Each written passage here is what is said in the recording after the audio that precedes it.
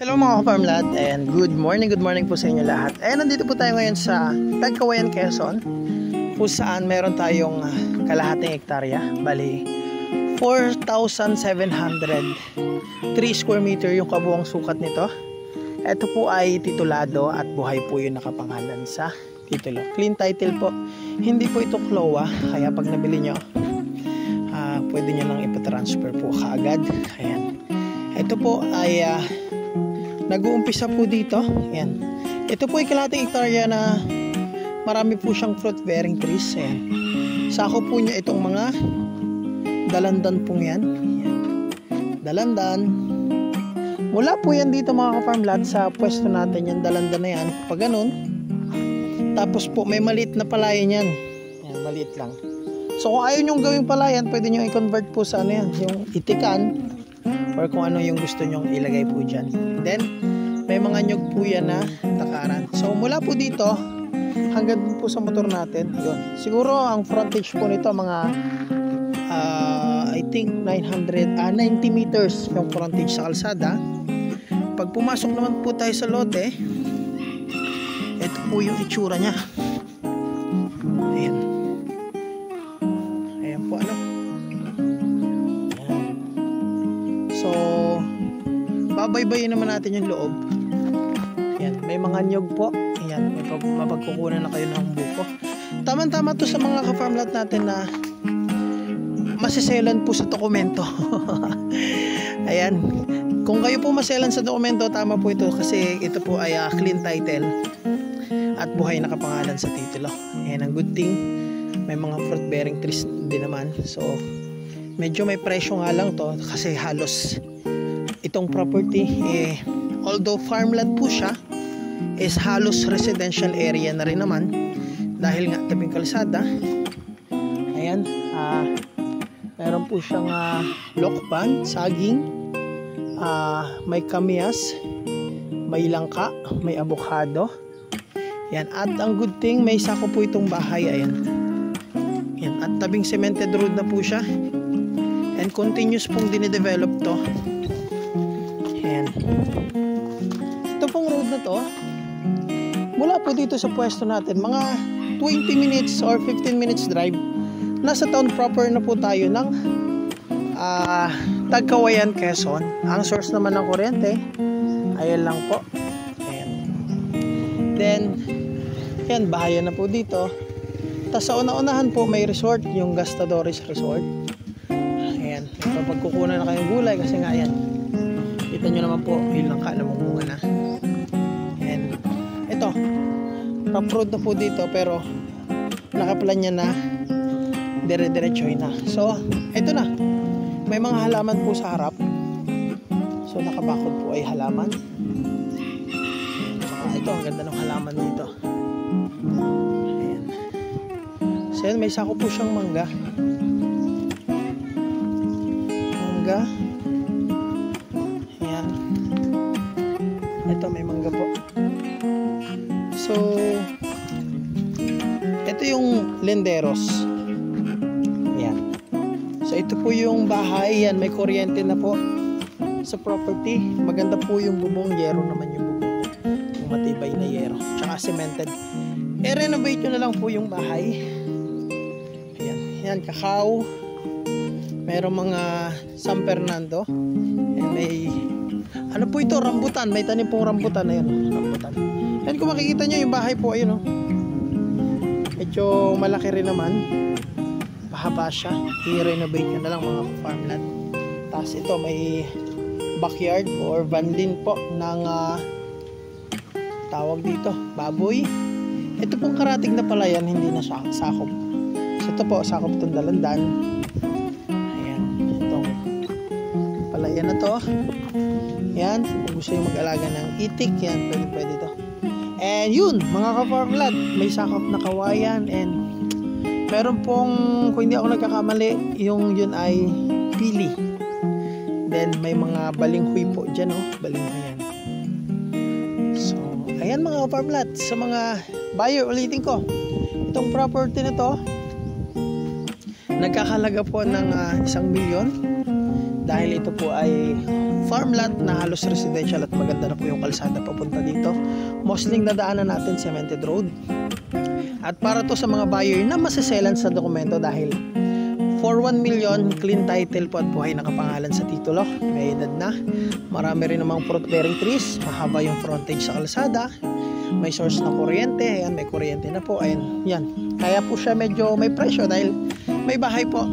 Yan, may banlin. Tsaka, yan, malapit po ito sa town proper. So, yung presyo niya, medyo mahal dahil kalating hektarya lang. Pero, kung isipin mo kaysa bumili ka ng lote na para lang lagyan ng bahay, dito ka na. Dahil, unang-una, hindi lang bahay ang may lalagay mo dito.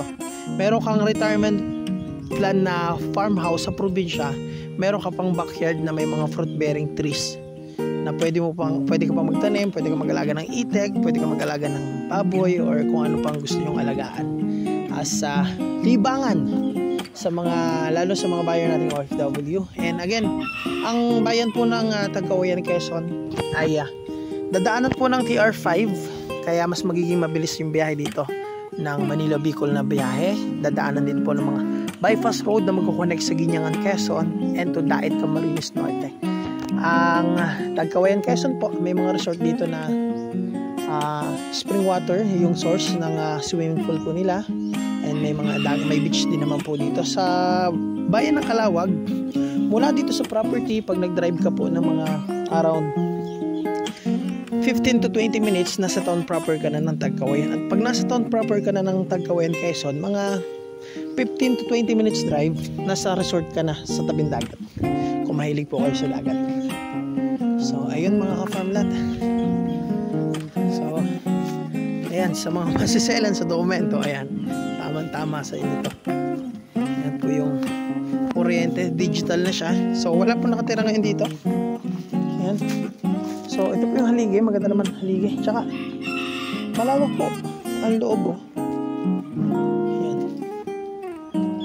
Renovate nyo na lang mga farmland.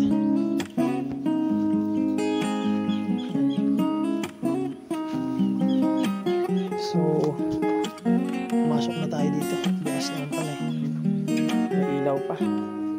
So ito mga ka-farmland yung loob. Finish nyo na lang, lagyan nyo ng kesame, tapos yun, may ano pa pala yung sa bubong dito, medyo ayusin pa, pero yero rin naman, palitan na lang yung iba, yung nasa bungad maganda yung yero. Tapos yun, ayusin nyo na lang yung bentana, tapos yun, renovate nyo na lang, cemented naman din yung flooring. So as of now, yung gantong structure, yung bayad sa labor, bayad sa materyales, sa mahal na semento, siguro magko-costing to ng mga 50,000, more or less to 50,000 yung mga gastos. So including yung pagpapakabit ng kuryente, kung nakabili kayo ng rope, medyo magastos din. Estimated natin dyan mga 20 to 30,000 yung mga 20,000 pagpapakabit. At least ito, meron ng source ng kuryente. Yan. Ito po yung CR. Kung masaya lang kayo, renovate nyo na lang. Ano po? So, malawak din naman. So, yan. Pwede itong 2 kwarto. Tapos maglagay na lang din kayo dito ng dirty kitchen. Yan. Tama-tama to sa mga gusto ng probinsya. Ayan, di ka na magtatanim ng halaman kung mahilig po kayo sa halaman kasi napakarami ng halaman dito. Daming halaman. May source na ng tubig. So walang, siguro putol na. So yan, ibig sabihin kung pabili nyo to, pakabit nyo na lang ulit yung source ng tubig nila.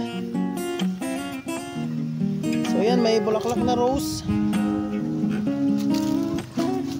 Ayan, dito na tayo mga ka-farmlat. Ayan, maraming salamat sa panonood. Dagsang biyaya sa inyo lahat. So, ito naman mga ka-farmland, pinapakita ko po sa inyo na, ayan, lahat halos po talaga ng mga dadaanan nyo na dito is halos cemented road na going to town proper.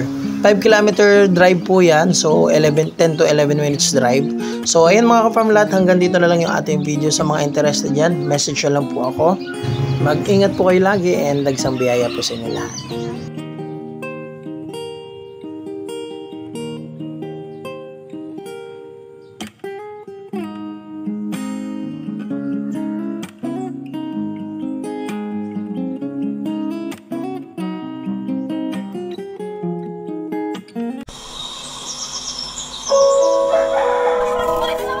Ang sarap mamuhay sa probinsya. Sariwang hangin at ang sarap sa tenga ng tawa ng mga bata. Ang sarap dito tumanda.